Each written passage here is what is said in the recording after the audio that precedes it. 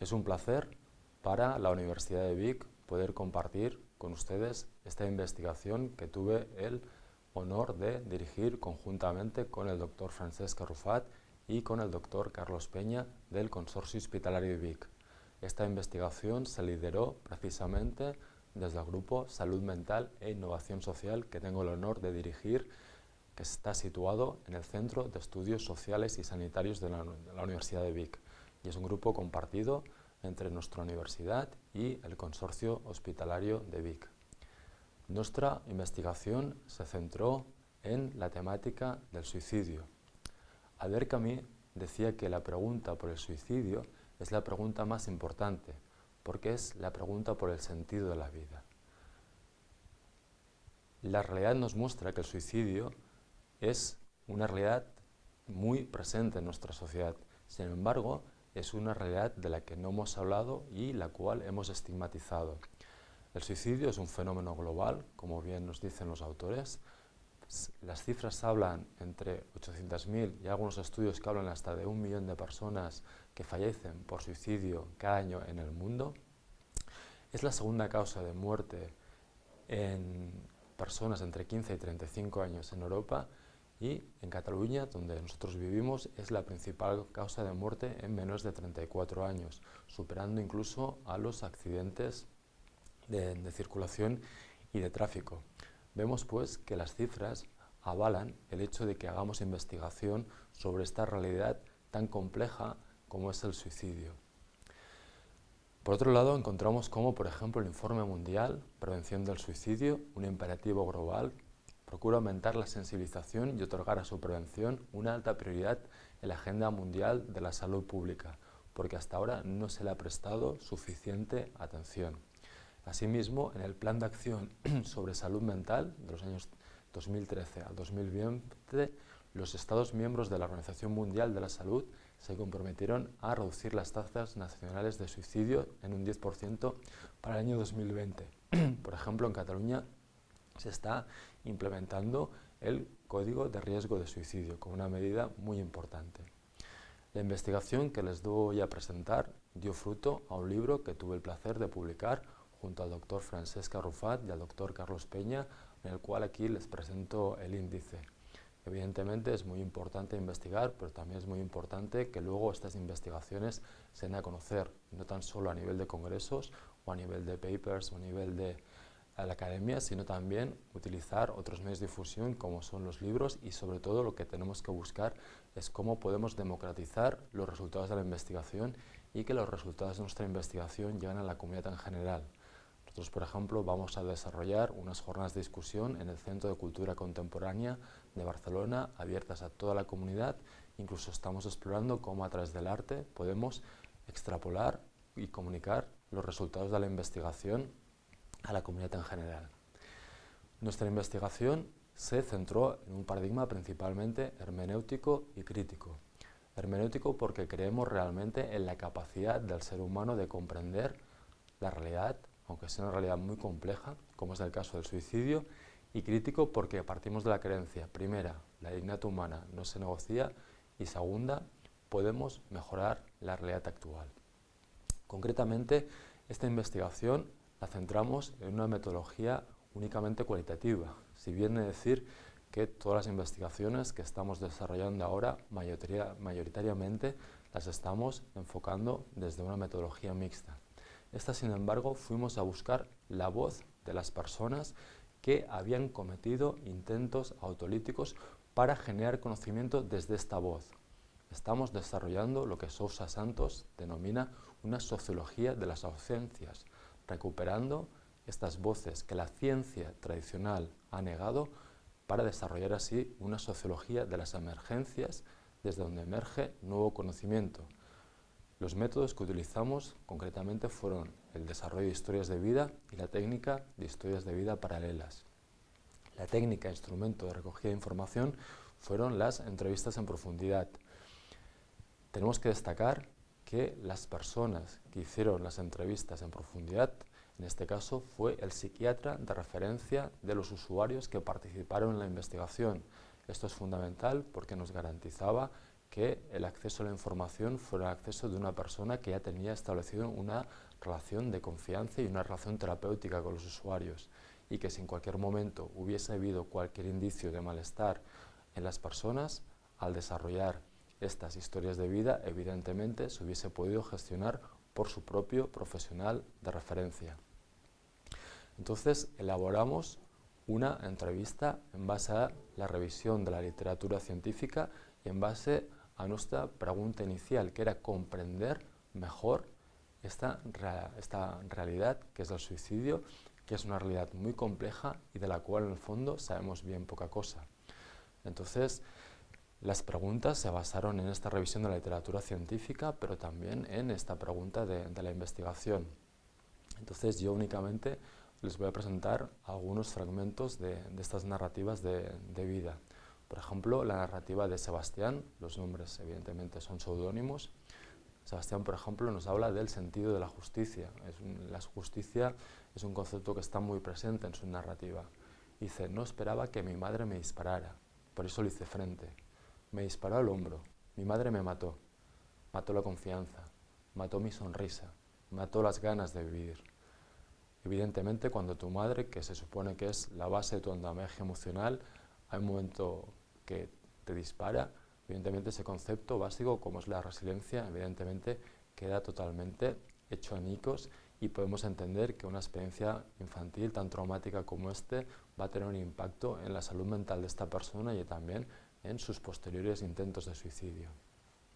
Otra narrativa que encontramos en este caso de Javier, la narrativa de Javier, fijaos bien que todo el rato estaba pivotando sobre este momento en el que sus padres se separan. Recuerdo el divorcio de mis padres, cuando yo tenía 8 años. Hubo una pelea ante mí, lo recuerdo perfectamente. Mi madre le pegó una bofetada a mi padre. Yo estaba llorando en brazos de mi madre e intentaba con mis brazos unirlos a los dos, pero mi padre dio un portazo y no volvió nunca más. Después recuerdo a mi madre desconsolada a la cama y diciendo, me quiero morir, moriré con esto. Fijaos bien cómo este evento traumático se constituye como el evento clave en su narrativa y a lo largo de toda su historia de vida continuamente vuelve y vuelve a este momento, que un poco es un momento como fundacional de esta narrativa.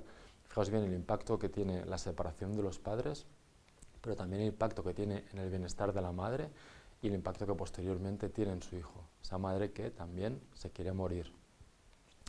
Otra de las personas que participó en esta investigación cualitativa fue Julia, una persona que tuvo una relación de consumo de drogas importante. Nos decía en uno de los fragmentos, el segundo intento de suicidio fue con heroína, consumí mucha heroína, me tuvieron que traer al hospital, intentaba destruirme a mí misma, no quería estar más metida en la vida, por un aborto que tuve, estaba embarazada y perdí el niño. Fijaos bien, la pérdida de una vida supone la decisión de poner fin a mi propia vida. Y es una persona que su historia de vida está muy ligada al consumo de drogas. Un caso distinto es el caso de Yanka. Su narrativa en el caso de Yanka surge desde el orfanato. Su madre es una persona que tiene una enfermedad mental y es una persona que tiene que dejarla en este orfanato, y toda su narrativa empieza aquí, desde los orfanatos, en su caso desde Polonia. Y por ejemplo aquí reflexionaba mucho sobre el trabajo. El trabajo significa mucho para mí. En primer lugar, me aporta independencia económica. Para que mí es muy importante. Siento que cuando trabajo aporto a la comunidad. Me siento parte de la comunidad. Diría que me desarrollo más como persona cuando trabajo. Fijaos bien la importancia clave que esta persona le está dando a la ocupación, en este caso en su dimensión de trabajo. Frida es otro caso, y su narrativa sobre todo gira en relación a los repetidos abusos que tuvo de niña, abusos por la pobreza, abusos físicos, pero incluso abusos sexuales. Pero hay un momento muy interesante de toda su historia de vida donde hace esta reflexión. Si mi hija me dijera que se quiere morir, eso sí que me dolería. Es una muñeca, muy guapa. Mi consejo para ella sería que luchara, que tuviera una familia. Ella fue mi razón para vivir. Luché por ella y seguí viviendo por ella. Fijaos bien la importancia que tiene la dimensión de sentido y cómo el sentido de la vida de esta persona, en este caso, lo ha encontrado en su maternidad. Como veis, hasta ahora han aparecido distintos matices que han aparecido las narrativas en estas historias de vida. Cuando nosotros hicimos las historias de vida, nos centramos sobre todo en intentar comprender aquellos factores que habían empujado hacia las personas la decisión de poner fin a sus vidas. Sobre todo ya veis que hicimos mucho hincapié en los aspectos emocionales, de potencial trauma infantil, trauma físico, etcétera, etcétera, pero desde una visión ocupacional hicimos especial hincapié a ver cómo los aspectos ocupacionales habían influenciado también en la situación de vida de estas personas. Y nos dimos cuenta que la educación, pero sobre todo la esfera de trabajo, en esferas fundamentales. Otro aspecto innovador de nuestra investigación fue que no solo nos basamos en intentar comprender aquellos aspectos en los cuales la persona la había llevado a esta decisión de suicidio, sino sobre todo intentamos comprender mejor los elementos de resiliencia, aquellos aspectos que ayudan a la persona a continuar adelante con sus vidas. Y sobre todo nos centramos en comprender el impacto de la salud mental en sus historias de vida y el episodio en sí del suicidio, los motivos del suicidio, el por qué es, los cómo, el cuánto, pero sobre todo a partir de este conocimiento que las personas nos explicaran cómo podíamos mejorar la atención a las personas que cometen intentos autolíticos, desde su propia experiencia, desde su propio conocimiento. Entonces, por un lado tenemos las historias de vida, a partir de las entrevistas en profundidad, entramos en un proceso de escritura, donde en este caso ya fui yo que escribió un primer borrador de historia de vida.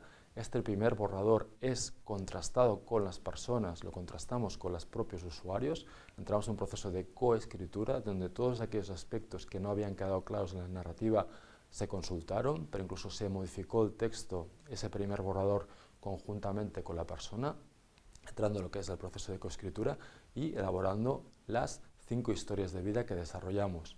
Pero luego utilizamos la técnica de las historias de vida paralelas. Personas que no se conocen entre sí, pero que comparten un hecho de gran importancia, como es el haber cometido un intento de suicidio. Las narrativas las entramos en un programa informático y las analizamos con el programa Atlas-T para ver aquellos temas que eran comunes que se iban repitiendo a lo largo de las 5 narrativas. Y a partir de aquí, de estos temas comunes, de estos códigos comunes, establecimos una serie de familias donde agrupamos estas narrativas. Entonces, las familias que surgieron de la investigación fueron la infancia rota, la importancia del trauma infantil como piedra angular de la narrativa, el abuso físico y sexual, la respuesta social al trauma, la pobreza, el divorcio, separación o ausencia de los padres, la educación, otra familia importante, la escuela, el instituto. Como tercera familia importante, el trabajo como determinante de la salud y la inclusión social. Fijaos bien que la ocupación, el impacto que tiene en la salud de las personas y la inclusión social de las personas fueron las narrativas que se repetían más con más fuerza durante la investigación, tanto la importancia del trabajo, el impacto de la desocupación, del estar en el paro en su salud, el impacto que tenía la crisis económica en su propia salud y malestar mental. Otra familia fundamental fue la familia y la red social actual. La familia, la red social. Otra familia fundamental fue la enfermedad mental, donde aparecieron 2 aspectos fundamentales, tanto esta enfermedad mental como el consumo de drogas y la relación del consumo de drogas con la enfermedad mental. El capítulo La familia 6 es fundamental, precisamente es donde las personas reflexionarán sobre sus propios intentos de suicidio. Una categoría fundamental es cómo el suicidio es un escape o ante la falta de sentido de la existencia, un escape ante la situación de trauma repetido o ante el dolor que experimentan estas personas. Ya Viktor Frankl dijo hace muchos años que ante la ausencia de sentido, una de las salidas de la persona es la depresión y el suicidio. Otra dimensión muy importante que tenemos que trabajar es la del estigma social. Y las dimensiones que nos interesaban también muchísimo desde la investigación fueron elementos de resiliencia que les ayuda a la persona a continuar adelante y sobre todo cómo ayudar a las personas que se han intentado suicidar. Finalmente les comento las conclusiones de este estudio. Las conclusiones fueron: el trauma infantil es un factor de riesgo en los intentos de suicidio y esto implica que tenemos que desarrollar políticas preventivas para evitar que estos traumas sucedan, pero también de atención inmediata después de que el trauma suceda, porque si no trabajamos de forma inmediata al posteriori del trauma, este trauma va a desarrollarse y va a emerger en un momento de la narrativa de esta persona, antes o después, y lo puede hacer con trastornos mentales que nos pueden llevar a intentos de suicidio. La capacidad de resiliencia determina la respuesta al trauma, por lo cual es básico alimentar los factores de resiliencia de las personas. Boris Cyrulnik, por ejemplo, nos habla del andamiaje emocional, del encontrar sentido a la experiencia traumática, de la respuesta social al trauma. Podemos trabajar abiertamente sobre estos factores. El suicidio se presenta como una escapatoria ante la falta de sentido a la existencia. Es aquí donde es muy importante ayudar a las personas a, como diría Sergio Guzmán, desarrollar un proyecto de vida significativo. Desde la terapia ocupacional se puede hacer a partir de las ocupaciones significativas. Un sumatorio de ocupaciones significativas nos lleva a un proyecto de vida con sentido y nos ayuda a escapar al sinsentido de la existencia. Es fundamental abordar el estigma social. Es muy prevalente en la enfermedad mental y es mucho más prevalente en el tema del suicidio. Desde siempre se ha establecido un código de silencio. Este código de silencio estigmatiza tanto a las personas que se han intentado suicidar como a sus familiares. Una de las aportaciones de los propios usuarios, la importancia de la escucha y del apoyo de los iguales son factores de protección básicos en el suicidio, con lo cual ellos mismos nos están diciendo que necesitan más espacios de escucha y crear estas situaciones de paciente experto donde entre ellos se pueden ayudar. A esto ya nos da una pista, por ejemplo, de cómo implementar y mejorar los programas de atención a las personas, al igual que los puntos anteriores nos dan pistas de cómo desarrollar o reforzar los programas ya existentes. Es muy importante considerar los determinantes sociales de la salud mental. No podemos abordar por un lado la salud mental y por otro los aspectos sociales. Por ejemplo, la investigación mostraba cómo la crisis económica ha tenido un gran impacto en el malestar mental de las personas y es obvio que tenemos que trabajar desde enfoques transdisciplinares que aborden la compleja realidad desde una intervención compleja, como nos dice Edgar Morin. Habría que priorizar las políticas de salud basadas en la promoción desde una perspectiva comunitaria. Es fundamental avanzar desde una intervención muy centrada en las instituciones a intervenciones que sean más desde la comunidad y con la comunidad, con la participación de las comunidades. Por ejemplo, abordando los aspectos de estigma y de prejuicio que existen en relación a la enfermedad mental y al suicidio. Y es fundamental el normalizar las intervenciones, buscar los escenarios normales de la vida de las personas, que es la propia comunidad. Punto 8. Debemos potenciar las políticas que faciliten, aseguren la ocupación laboral, porque es un determinante básico de la salud mental y es un factor protector básico del suicidio. Cuando, por ejemplo, sabemos que las tasas de paro ante la enfermedad mental son altísimas, llegando hasta índices del 90%, nos estamos dando cuenta, desde la narrativa de los propios usuarios, que es fundamental priorizar políticas de salud que se traduzcan en programas concretos que aseguren la transición al mundo laboral de las personas con enfermedad mental. Otro punto, otra conclusión, es que la investigación cualitativa aporta una información útil y complementaria con los datos cuantitativos y posee un potencial terapéutico en sí misma. Es fundamental el continuar desarrollando estos enfoques cualitativos que se complementan de forma muy interesante con los enfoques cuantitativos y nos permiten una comprensión mucho más amplia de la realidad.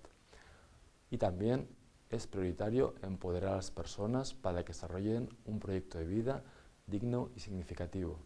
Yo creo que como profesionales del ámbito de la salud y del ámbito social tenemos un privilegio de acompañar a estas personas y tenemos la responsabilidad de conjuntamente con ellas y con el sector público, con el sector privado, con el sector empresarial, crear una comunidad que realmente sea inclusiva y que sea realmente saludable y también comunidades evidentemente sostenibles. En estas comunidades, evidentemente, si las personas pueden desarrollar un proyecto de vida significativo, evidentemente el riesgo de que estas personas acaben cometiendo actos de suicidio bajará de una forma muy determinante. Entonces, muchas gracias por su atención. El libro está a su disposición, está publicado en la editorial Círculo Rojo. Lo que yo les he contado de una forma muy rápida es le he puesto algún esbozo de cada narrativa. Es un libro de más de 250 páginas donde ahí tienen todo la vida de las personas con todos los matices, con toda su riqueza, con todos sus traumas, con toda su capacidad de salir adelante. Hay una serie de matices que son de un gran valor. Entonces, sin más, les agradezco muchísimo la atención y espero que esta presentación sobre esta investigación que hemos desarrollado desde el Centro de Estudios Sociales y Sanitarios de la Universidad de Vic, conjuntamente con el Consorcio Hospitalario Vic, haya sido significativa también para ustedes. Muchas gracias. Las conclusiones del estudio de investigación realizadas son: la primera, que el trauma infantil es un factor de riesgo ante los intentos de suicidio. Esto implica que tenemos que desarrollar medidas proactivas para prevenir el trauma. Por ejemplo, hay un trauma relacionado con la pobreza, ahí podemos desarrollar políticas de inclusión, políticas de desarrollo económico que evitan estas situaciones traumáticas, y evidentemente ante aquellos casos que no podamos evitar este trauma es fundamental la intervención temprana, inmediata, a posteriori del trauma, no que este trauma quede en forma dentro de las personas, en su psique, porque luego este trauma se va a manifestar potencialmente con enfermedades mentales que nos pueden llevar a situaciones de suicidio. Otro aspecto fundamental es que la capacidad de resiliencia determina la respuesta al trauma. Si nosotros sabemos, gracias a autores como Boris Cyrulnik, que el andamiaje emocional, el encontrar sentido en las experiencias traumáticas y la respuesta asociada al trauma son 3 factores protectores, ya tenemos 3 elementos en los cuales podemos trabajar, incidir desde las políticas sanitarias y sociales para potenciar comunidades con capacidad de resiliencia, comunidades capaces de afrontar y personas capaces de afrontar los traumas que en cualquier momento asaltan a la vida de las personas. El suicidio se presenta como una escapatoria ante la falta de sentido. Es importante ayudar a las personas a que encuentren sentido a su existencia. Esto lo podemos hacer, por ejemplo, como terapeutas ocupacionales a partir de ocupaciones significativas. El tener acceso a ocupaciones significativas, un sumatorio de las mismas, nos da un proyecto de vida con significado, y esto es un poderoso antídoto ante la posibilidad de desarrollar un suicidio. Hay que abordar el estigma social de una forma determinada. Ha habido una manta de silencio que ha cubierto la realidad del suicidio. Son personas estigmatizadas por ser enfermos mentales, por haber cometido intentos de suicidio. Es fundamental abordar este estigma social, porque si bien hemos visto que es una realidad de la que no queremos hablar, por ejemplo, en Cataluña es la primera causa de muerte en las personas por debajo de los 34 años. La escucha y el apoyo de los iguales se muestran como factores de protección del suicidio. Por ejemplo, los propios usuarios nos dijeron la importancia que tienen estos factores. Pensad, por ejemplo, que una de las usuarias, participantes en la investigación, nos dijo: esto es lo más terapéutico que me ha pasado en mi vida como persona usuaria de servicios de salud mental, porque es la primera vez que me han escuchado. Durante 8 horas, pensad que esta persona estuvo desarrollando entrevistas con su psiquiatra, cuando realmente los servicios muchas veces son visitas muy cortas y muy espaciadas en el tiempo. De esas visitas de 15-20 minutos que se producen durante los meses, imaginad el cambio radical que supuso que durante 8 horas una persona se dedicó a escuchar a la persona para poder así elaborar su historia de vida. Y esta escucha, como nos decía Rogers, tiene un potencial terapéutico de gran importancia, pero sobre todo es muy importante implementar programas de apoyo entre iguales, desde programas como Paciente Experto, o donde las personas con enfermedad mental o personas que han intentado cometer suicidio ganen mucho protagonismo. Debemos trabajar de forma decidida los determinantes sociales de la salud, porque si no trabajamos los determinantes sociales es imposible que las personas tengan salud. Maslow ya lo decía, una sociedad enferma genera individuos enfermos, y tenemos que abordar de forma directa determinantes sociales como son, por ejemplo, la pobreza, el gradiente social, el acceso a los sistemas de salud. Hay que priorizar las políticas de salud basadas en la promoción desde una perspectiva comunitaria. Es fundamental normalizar y naturalizar las intervenciones. El escenario natural de las personas es la propia comunidad, y es fundamental apostar por políticas de prevención y promoción de la salud, en vez de apostar por políticas que intentan curar lo que muchas veces ya es difícil de que sea curable, y apostando tanto por medidas farmacológicas que son las que ahora se están implementando de una forma tan importante, olvidando todos estos factores sociales y estos factores de determinantes sociales. La ocupación satisfactoria es un factor determinante para la salud y es un factor protector del suicidio.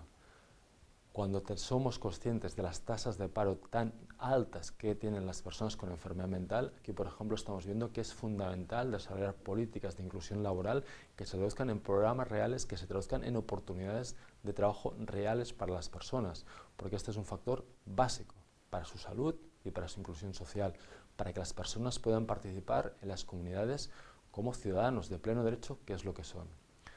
La investigación cualitativa ha demostrado que tiene un aporte muy significativo que se complementa muy bien con la investigación cuantitativa. Nos aportan conocimientos distintos, complementarios, que nos ayudan mucho a poder comprender de forma mejor, mucho más profunda, con unos matices mucho más ricos, la realidad del suicidio, con lo cual nos permiten implementar políticas y programas mucho más efectivos. Y sobre todo incluyendo a las personas. El foco de la investigación cualitativa es que las personas son sujetos, no objetos de las investigaciones. Ellos deben ser los protagonistas también de los procesos de investigación y de los procesos de diseño de políticas públicas y de programas que los atiendan a ellos. Porque, como dice el punto número 10, es fundamental empoderar a las personas para que desarrollen un proyecto de vida significativo. Entonces, vemos que tenemos un gran desafío como profesionales de la salud y del ámbito social, conjuntamente con las comunidades, conjuntamente con el sector privado, con el sector público, tenemos que trabajar en la creación de políticas sociales, sanitarias, que se traduzcan en programas que realmente nos lleven a poder crear comunidades más inclusivas y saludables, donde, como he dicho antes, toda persona participe como lo que es un ciudadano de pleno derecho. Entonces, pongo a disposición el libro que publicamos, está publicado en la editorial Círculo Rojo. Lo que les he comentado de forma tan breve son más de 200 páginas de investigación, donde hay muchos matices, reflexiones, hay todo un marco teórico que fundamenta esta investigación, en el cual no me he detenido. Está a su disposición y desde el Centro de Estudios Sociales y Sanitarios de la Universidad de Vic esperamos que esta presentación que hemos hecho haya sido de su agrado y de su interés y nos ponemos a su disposición para cualquier iniciativa o proyecto que ustedes consideren interesante desarrollar de forma conjunta. Estamos a su disposición, una vez más. Tras la investigación inicial desarrollada, estamos replicando esta investigación en Portugal, en una codirección con el doctor Antonio Márquez, repitiendo un estudio cualitativo en Portugal, y estamos presentando actualmente una investigación que es un proyecto nacional que tenemos el honor de coordinar desde el CES de la UVic con profesionales de San Pau y profesionales de La Paz en Madrid. Es una investigación que empezamos con una investigación cualitativa, luego saltamos a la investigación cuantitativa, rediseñamos los programas de atención a las personas que se han intentado suicidar para acabar intentando tener incidencia en política pública, con lo cual, como ven ustedes, estamos trabajando en todas las fases del suicidio. También estamos trabajando en una exposición Arte, Vida y Suicidio y un ciclo de conferencias cuyo principal objetivo es poner todo este conocimiento al servicio de la comunidad, que es donde tiene que estar el conocimiento. Aparte de estar, evidentemente, en congresos científicos y en journals y en papers, es fundamental que esta información llegue a la comunidad. Sin más, desde el Centro de Estudios Sanitarios y Sociales de la Universidad de Vic nos despedimos de ustedes y les agradecemos muchísimo su atención. Aquí está mi contacto por si quieren establecer algún tipo de relación y podemos desarrollar, ¿por qué no?, alguna investigación conjunta o podemos trabajar en el diseño de programas o de políticas de salud. Para la Universidad de Vic será un placer poderles acompañar en este desafío tan fascinante, tan humano y tan necesario como es el trabajar en la prevención del suicidio y en la promoción de la salud mental y la inclusión social de las personas en las comunidades. Muchas gracias.